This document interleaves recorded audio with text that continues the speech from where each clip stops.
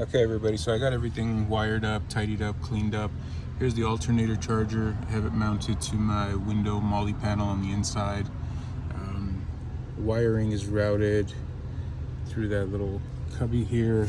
I also wired up some 12 volt constant on power outlets, USB-C wire coming in from the Starlink. I've got solar input coming in from the roof rack. It's already wired up to be directly connected to the EcoFlow Delta 2.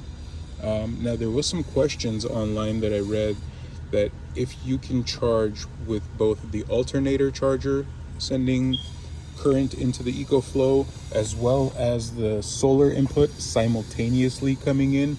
Everybody says no, you can't. I'm here to show you that you can. Okay, I've got the EcoFlow Delta 2 connected with the expansion port to the alternator charger as well as the solar input coming in. I've got my alternator charger set to 400 watts coming in, and my solar panel is bringing in 31 watts. I just pulled up the app and I can confirm this.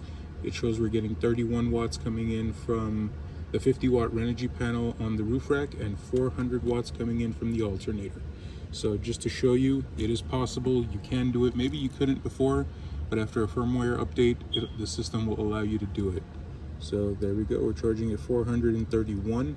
The alternator charger is rated for 800 watts, but I dialed it back down to 400 just to test everything, check it out. I've got a lot of other accessories hooked up to my battery and my alternator, like the winch and lights and everything else that the system has. I think 400 watts is more than enough for anything that I'm going to be doing. But if I do need to power up real quick, I can always crank it up to a full 800, charge up, and be done with it. So yeah, there you go, guys. Got the EcoFlow Delta 2 powering my Iceco VL45, and yeah, that's my setup. I'm gonna get back to it and clean everything up, and yeah, thanks for watching. Like, share, and subscribe.